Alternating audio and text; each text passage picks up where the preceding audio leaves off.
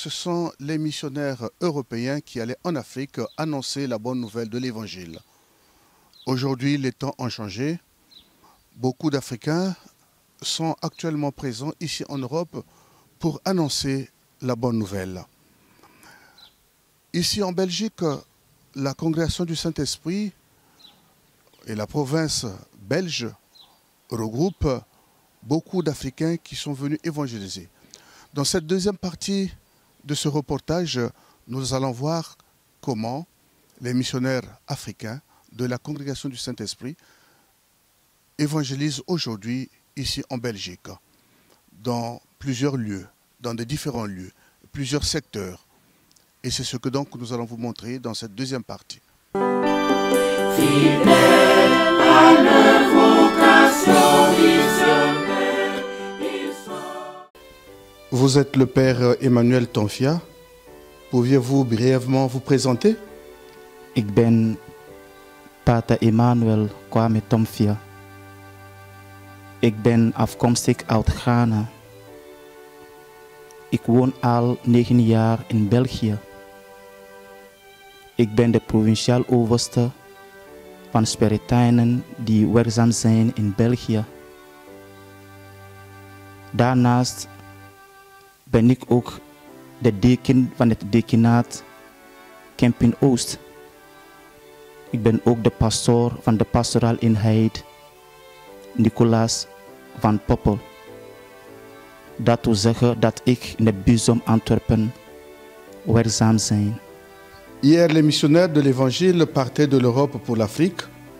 Aujourd'hui, on observe un mouvement contraire. Vous êtes venus de l'Afrique comme pour rendre l'ascenseur à l'Église de Belgique. Qu'en dites-vous, Père? Inderdaad. Vroeger vertrokken heel veel missionarissen vanuit Europa naar Afrika om de blijde boodschap te verkondigen. Vandaag zien wij andere bewegingen. Wij zien vele priesters uit Afrika die naar Europa komen om te dienen.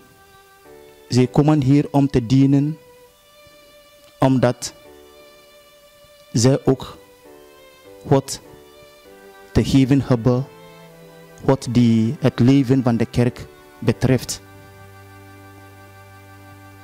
Ik zie dat als een verrijking.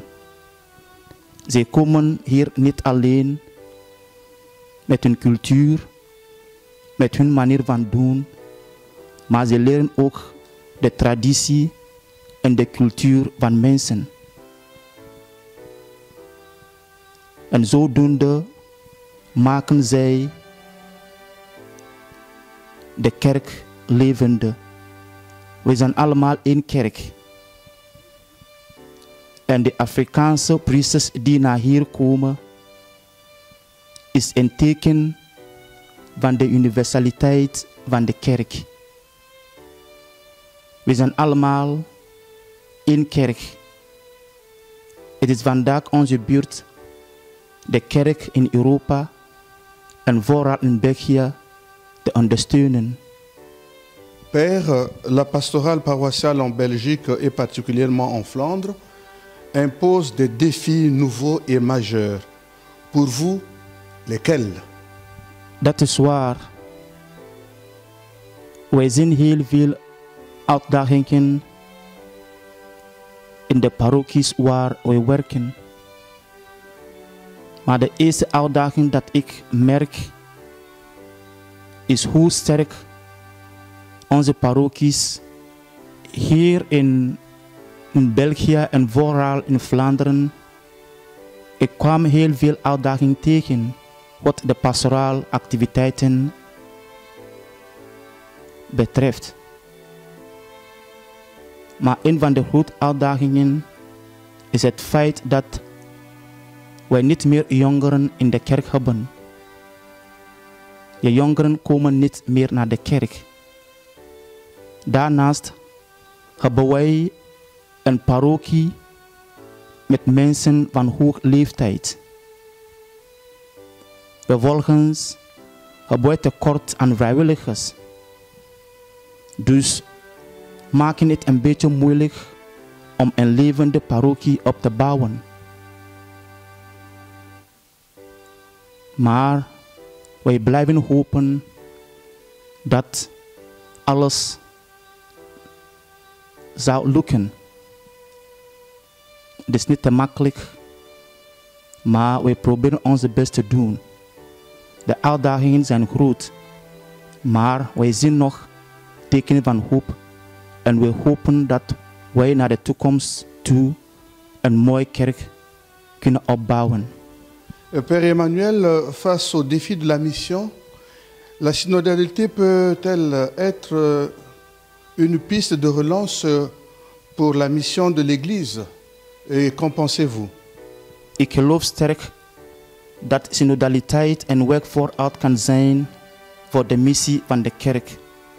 Zeker in deze tijd van uitdagingen. Synodaliteit betekent samen op weg gaan, luisteren naar elkaar en verantwoordelijkheid delen. In onze Vlaamse kerken hebben wij zeker en vast die synodaliteit nodig. En het is heel belangrijk om te weten dat wij niet top-to-down moeten werken, maar in dialoog met gelovigen, met vrijwilligers en alle zoekende mensen. Het is een hele grote opdracht. Het is een proces. En we kunnen niet van één dag naar de andere die doel bereiken. Het heeft wat tijd nodig. Het heeft geduldig nodig. Het heeft vertrouwen nodig. En vooral dat we hoopvol blijven. Alors, Père Emmanuel, quel nouveau visage pour les paroisses qui sont confiées aux missionnaires du Saint-Esprit aujourd'hui, ici en Belgique? Parochies die aan de missionarissen van de Heilige Geest worden toevertrouwd, krijgen vaak een nieuw gezicht. Eentje dat gekenmerkt wordt door openheid, nabijheid en interculturaliteit.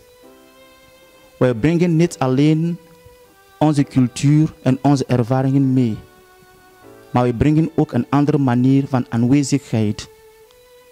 Dicht bij de mensen, luisterend oor aan de mensen aanbieden en aandacht hebben voor de kleine tekenen van hoop. Wij proberen het gemeenschapsleven, nieuw leven in te blazen, mensen te verbinden over cultuur en generatie heen. En een kerk te zijn die verwelkomt, die bemoedigt en die op weg samen gaat. Het is geen gemakkelijke opdracht, maar wel een opdracht dat veel vrucht kan opbrengen als wij trouw blijven aan de geest die zendt en vernieuwt.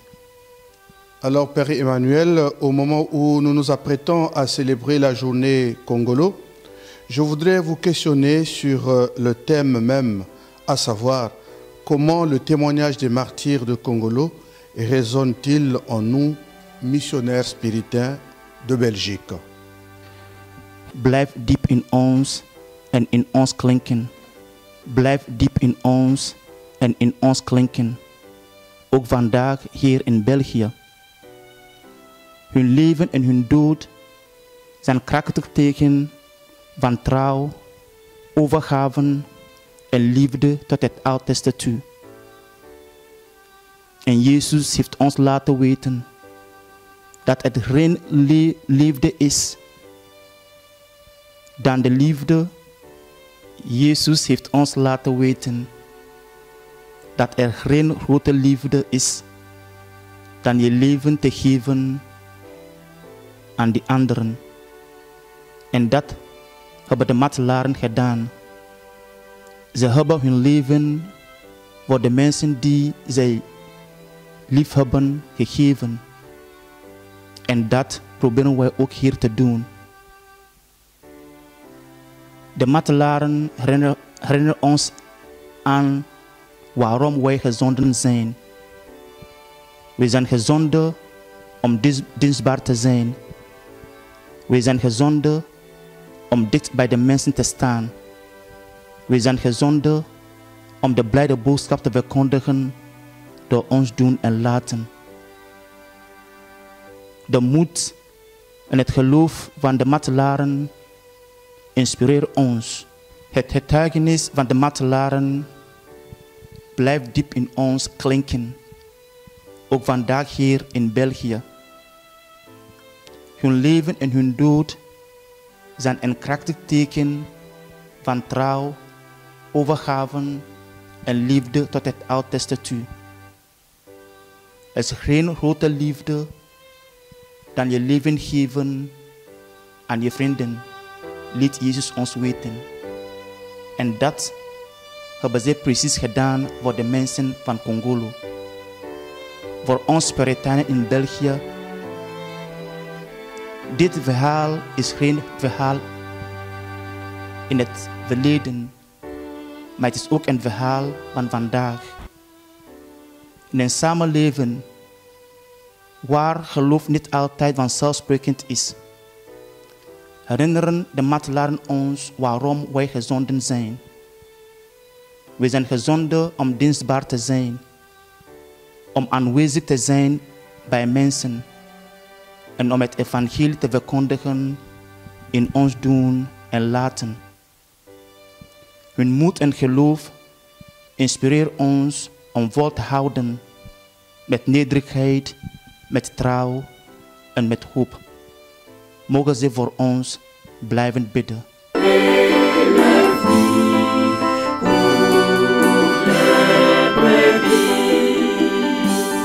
Nous sommes ici à la rue de Montigny, à Charleroi, à la résidence des Pères Spiritains, qui sont depuis quelques années ici en mission à la ville basse. Alors la personne que je vais vous présenter, c'est le Père Eves. Le Père Eves est spiritain, Père Spiritain. Il a été missionnaire en Mauritanie. Et de la Mauritanie, il a effectué des séjours en Égypte, où il a étudié un peu l'islam, pas un peu mais bien l'islam. Et donc depuis qu'il est ici, il essaie de vivre, de mener des relations avec la religion islamique. Et donc on va lui poser des questions. D'abord il va se présenter et puis voilà, on va y aller. Père Eves. Ouais, je suis Père Sylvestre Olivier Eves, spiritain d'origine camerounaise. Je suis à Charleroi, en Belgique, depuis le 1er mai 2022, où je travaille en paroisse à l'unité pastorale Marcinon, et je m'implique aussi sur l'axe de la rencontre, des rencontres interreligieuses, et particulièrement l'islam, au vu de la présence des musulmans à la ville de Charleroi, en Wallonie. Voilà ce que j'ai fait.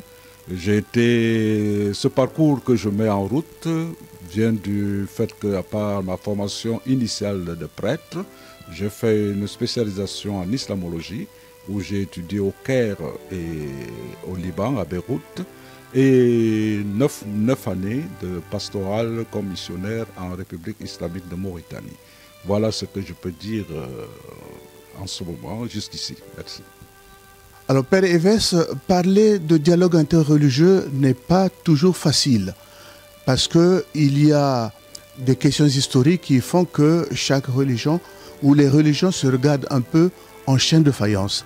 Et concrètement ici à Charleroi, où est-ce que vous en êtes, qui vous avez contacté, qu'est-ce que vous avez fait pour concrétiser ces relations interreligieuses? Oui, ici à Charleroi, le parcours que j'ai eu à faire ne pouvait que me disposer à m'approcher du monde islamique. Depuis mon arrivée ici, d'abord pour le diocèse de Tournai qui nous accueille, je suis le délégué de l'évêque en charge de l'accueil et du discernement de mariage catholique musulman. Et depuis que je fais ce travail, j'ai déjà, dans 2 ans de responsabilité, j'ai déjà eu à accompagner et à accueillir 22 couples islamo-catholiques. Et sur place aussi, ici à Charleroi, je suis membre du conseil communal pour les cultes et la laïcité où j'ai été proposé par le doyen du pays de Charleroi, l'abbé Daniel Procureur. Et sur le terrain, je travaille avec le GRER, qui est le groupe de réflexion et d'action interreligieuse de Charleroi, avec qui nous menons beaucoup d'activités. Par exemple, au niveau scolaire, nous accompagnons les jeunes pour découvrir la rencontre entre les religions, pour pouvoir les éduquer et leur proposer un éveil au dialogue interreligieux et interconvictionnel.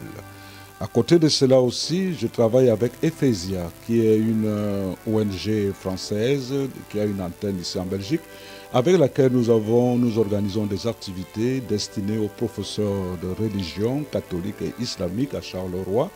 Et le 5 mai 2024, nous avons eu l'occasion d'organiser une journée inter-islamo-chrétienne, chrétiens musulmans ensemble avec Marie, qui a été une très grande occasion où nous avons rassemblé près de 400 fidèles catholiques, musulmans et même des autres religions pour partager ensemble des moments populaires, des moments de prière et des moments aussi d'échange et de compréhension.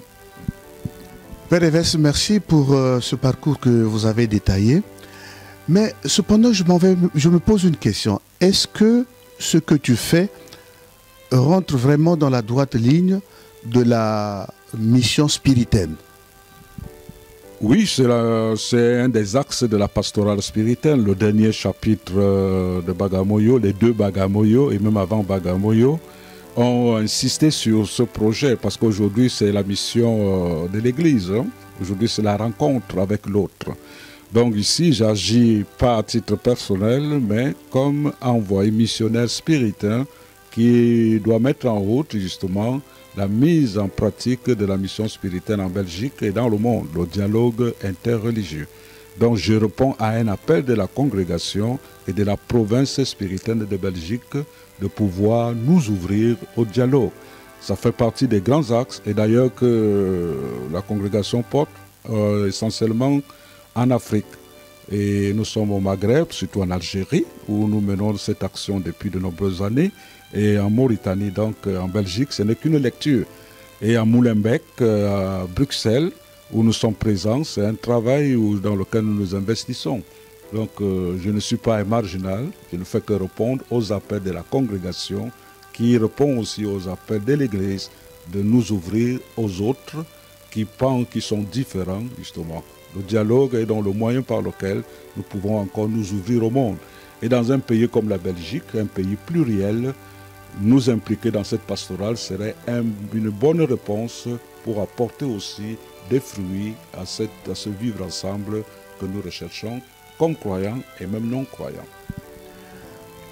Ici en Belgique, nous commémorons chaque année la journée Congolo. Et justement, ce que nous faisons, cette interview, c'est un peu dans cet axe où nous nous souvenons du sacrifice de nos confrères qui nous ont précédés en mission à Congolo. Comment est-ce que vous pouvez mettre en lien entre ce que avaient envisagé, ce que vivaient nos anciens, ceux qui se sont sacrifiés à Congolo, et vous, aujourd'hui, qu'est-ce que cela vous inspire pour la mission d'aujourd'hui ici en Belgique? Ma présence comme spiritain africain en Belgique est déjà une réponse à ce qu'ils ont été spiritains belges en Afrique, au Congo. Donc ça fait que c'est une mission qui est globale et intergénérationnelle et même historique. Ce qui fait que, étant ici, c'est pour que leur mémoire demeure. En se disant, s'ils ont versé leur sang, c'était pour que le Christ soit connu, pour que le Christ soit loué et reconnu. Alors en étant ici, c'est une réponse à ce sacrifice qu'ils ont fait en donnant leur vie, en versant leur sang. Donc nous répondons à une mission. Ils ont marqué une pierre dans l'histoire missionnaire de la congrégation.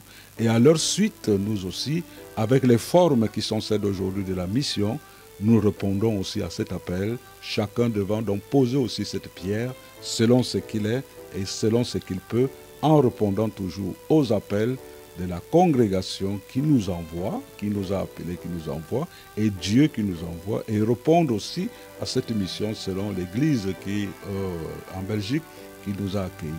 Donc moi, en agissant dans le cadre du dialogue, je me dis que c'est une des dimensions qui a été la leur. Eux, ils sont arrivés au Congo comme Belges. Donc on a d'abord un dialogue qui se situe à deux niveaux. Ils rencontraient des croyants d'autres religions, avec leur culture, et nous aussi, nous sommes ici, avec croyants, rencontrant les Belges et ceux qui vivent en Belgique avec leur culture et leur religion et leurs convictions. Donc, ils ont mené, même si on n'appelait pas déjà à cette époque le dialogue interconvictionnel, mais aujourd'hui, leur sacrifice peut être actualisé aussi en Belgique avec le titre de dialogue interconvictionnel, culturel et religieux. Merci Père Yves. Pour terminer, je voudrais vous passer le micro et pour que vous dites un peu le dernier mot, ce qui vous tient à cœur, les joies, les satisfactions de cette mission pour le dialogue interreligieux. Oui, les joies, il y en a beaucoup, de savoir que le Christ qui nous a appelés à envoyer nous fait confiance et nous ne pouvons pas le trahir, nous ne pouvons qu'y aller. Et la population de la Belgique est assez ouverte et accueillante. Et je crois que le contexte et l'environnement qu'il propose, même si on a l'impression que Dieu est rejeté, mais Dieu est présent. Et on le ressent aujourd'hui comme prêtre en paroisse sur plusieurs niveaux. D'ailleurs, par la célébration des sacrements. Même si le sacrement eucharistique, la messe, on n'accueille plus beaucoup de fidèles, mais quand je peux baptiser, accueillir des jeunes pour la première communion, la catéchèse et la visite dans les homes, l'accompagnement des personnes de ce troisième âge, sont des espaces qui nous permettent de comprendre que le Christ est là, il est présent, il est toujours vivant et il travaille.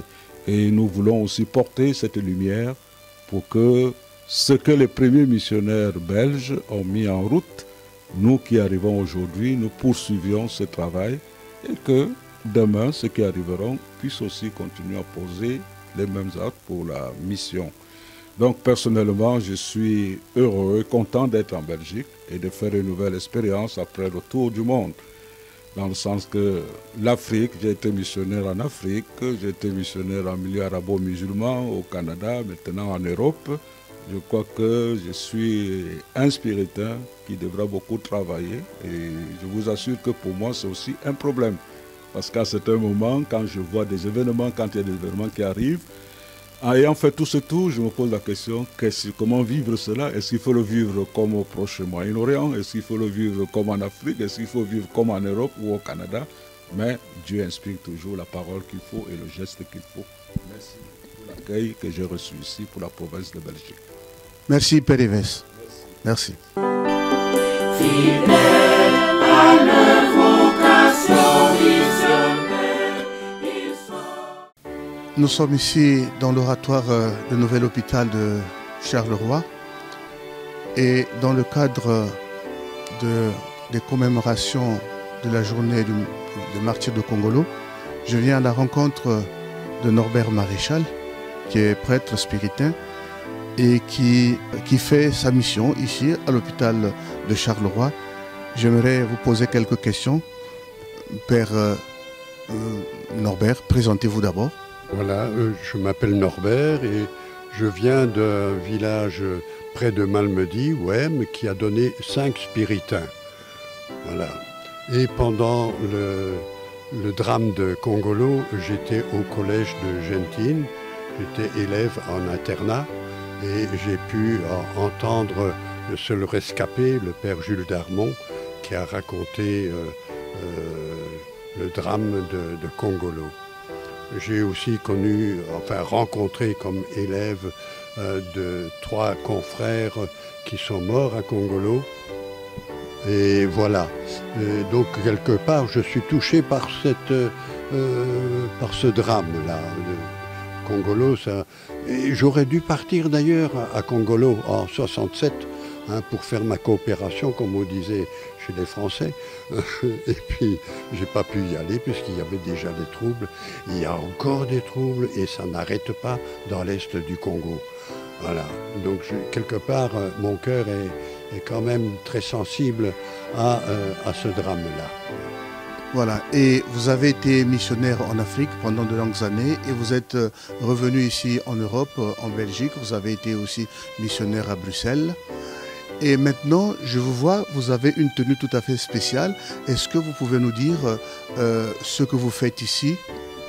Oui, j'ai la tenue verte des volontaires, parce que je suis volontaire. Voilà. Et j'ai mis quand même une petite croix pour signifier que je suis chrétien et que je suis prêtre, mais je ne fais pas de publicité parce que je visite des malades. Hein, je suis parfois appelé pour le sacrement pas de réconciliation, c'est très rare, mais l'onction des malades, parfois, mais c'est surtout pour la visite des malades. Je crois que je me sens un peu proche de Jésus qui lui aussi, très simplement, hein, était sensible à ces malades-là, à ces malades qu'il rencontrait et dont il avait compassion. Hein. À chacun, il a dit une parole de vie. Voilà. C'est tout. C'est un travail tellement simple, mais important finalement. L'actualité de ces jours, c'est le décès avant-hier du pape François, qui a été longtemps malade. Et qu'est-ce que cela vous inspire, vous qui accompagnez des malades dans ce lieu, qui est tout nouveau aussi, et qu'est-ce que cela vous inspire? Ça m'inspire que, voilà, tout simplement, il y a une espèce de communion entre les personnes qui vivent ici cette maladie, et quand il y a maladie, quelque part, il n'y a pas que la maladie physique, mais il y a aussi toute cette souffrance intérieure. Il y a toutes les questions qui se posent, etc. Et en ce sens-là, nous pouvons admirer quand même l'attitude de notre pape François, qui a été jusqu'au bout. Hein, jusqu'au bout, il a pu vivre ses Pâques jusqu'au bout, hein, et tout en étant malade. C'est une parole qui donne un geste qui peut donner de l'espérance aussi. Tout au début, vous avez parlé d'un témoignage d'un des rescapés des massacres de Congolo, qui vous a en quelque sorte inspiré à devenir spiritain et surtout aussi à se vouer à cette œuvre, à cette mission des spiritains. Alors, qu'est-ce que vous entendez, puisque actuellement on est dans le processus de la reconnaissance de la béatification des martyrs de Congolo, et qu'est-ce que cela vous inspire aujourd'hui? C'est sûr que les confrères ont manifesté une persévérance. Ils ont voulu rester avec le troupeau, et ça rejoint bien l'idée d'ailleurs du pape François, hein, d'être là au milieu du troupeau, hein, auquel ils étaient attachés, et ça c'est formidable. Et c'est pour ça aussi que, par exemple, moi je suis venu ici pour avoir un contact avec des gens, et pas seulement d'être à célébrer des Eucharisties, c'est important, mais de pouvoir rencontrer des gens. Hein. Donc leur démarche de rester au milieu du troupeau m'inspire aussi à aller vers les personnes, et surtout les personnes qui souffrent, qui sont dans la détresse de la maladie, de l'opération. Hein, il y a des cancers, il y a de tout ici, dans cet immense hôpital. Hein, et voilà. Voilà ce que ça m'inspire. Voilà. Eh bien, avant de clôturer, vous avez un dernier mot à dire à ceux qui vous suivent? Je crois que nous devons apprendre à rester en éveil pour tous ceux qui souffrent, et essayer de les écouter. Et c'est assez étonnant de voir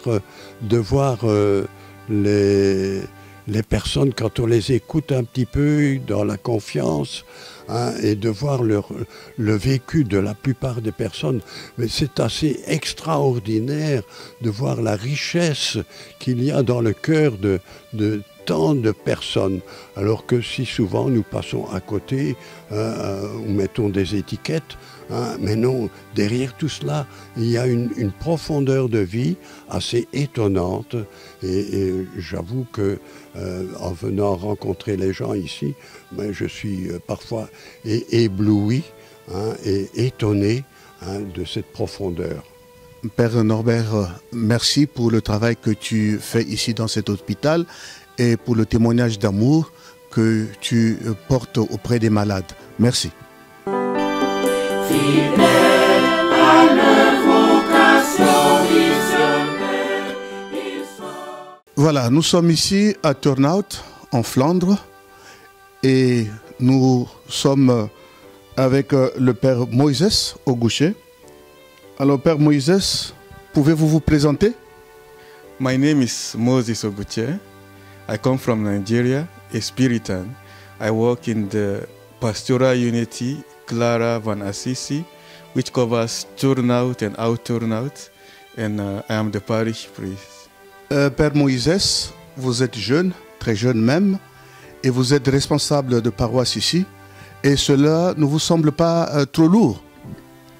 Yeah, you're actually right.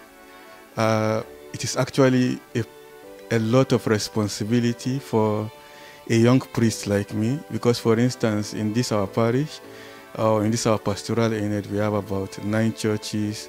Sometimes you also have to go to schools, to care homes, which they call Woensdag Central, also maybe to a convent sometimes. Actually, we have a lot we do. Yeah, like also we have an African community here in our pastoral unit, which is not actually something of the pastoral unit.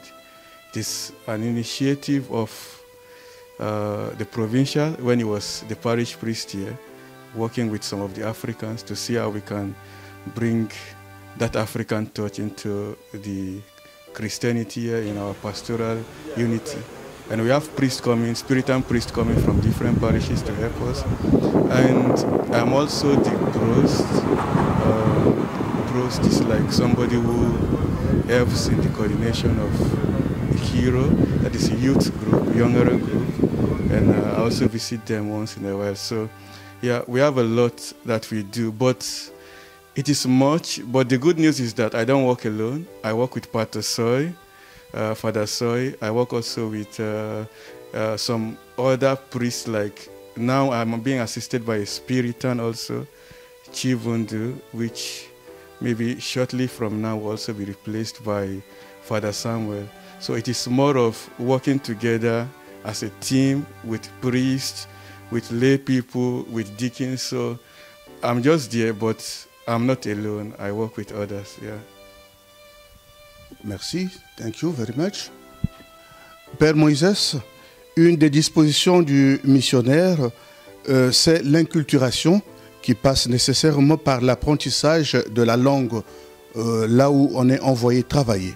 Je vois que vous maîtrisez bien, sinon assez bien, le néerlandais. Quel est votre secret? Eigenlijk heb ik geen geheim, maar ik kan zeggen dat 2 dingen hebben mij geholpen. En dat is mensen die leerkrachten zijn, misschien die meer kennis van de taal hebben. Leerkrachten, zoals Mimi Leenaerts. Dat is iemand die les gegeven heeft vroeger. En in het begin was ik niet geslaagd. Toen was ik Nederlands aan het studeren aan de Universiteit van Antwerpen. En ik werkte toen met Pater Emmanuel, die nieuw provinciaal is. Toen heeft hij mij geïntroduceerd naar Mimi. En dan tot nu toe bleef mij helpen. En Pater Soy ook. Ik woon met Pater Soy. Dus er zijn eigenlijk mensen die, als ik taalfouten maak, ze proberen mijn taalfout te verbeteren. Maar de tweede kan zijn dat ik probeer altijd naar de mensen te gaan. misschien tussen de mensen te zijn. En bijvoorbeeld, ik heb mee nu ingeschreven als een lid van het koor in Sint-Pieters. En ook ga ik naar een bijbelstudies.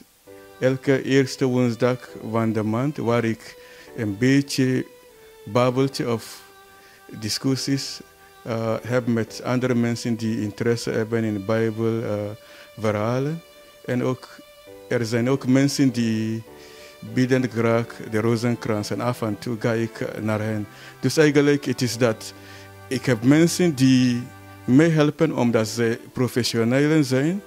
En ik probeer ook naar de mensen te gaan. Op die twee manieren verbeter ik mijn taalkennis. Yeah. Père Moïse, vous vivez en communauté avec les anciens. Et pas très loin d'ici, à Berlard, il y a une communauté d'anciens qui sont pensionnés. Comment vivez-vous l'intergénérationnel avec ces anciens et quelle stimulation pour le quotidien communautaire? Yes, we are Spiritans, and here in Belgium we have people of different ages, old and young, and I think I live in one of such special communities where Pater Soy is about 85 years, or even a little more is possible. Yeah, and I think that for me, it is something interesting because he shares his experience with you. He has been a missionary, and our life, we are missionaries. So I learned a lot from him because even here on mission, he was here before me. And because he speaks also the language, he's a Belgian, he has also helped me in the area of language. And so he's also tolerant, he's friendly, he's a father. He's somebody that even when he notices that you have problem or something, he can come to knock on your door and he will ask you something like, Alice good, are you okay?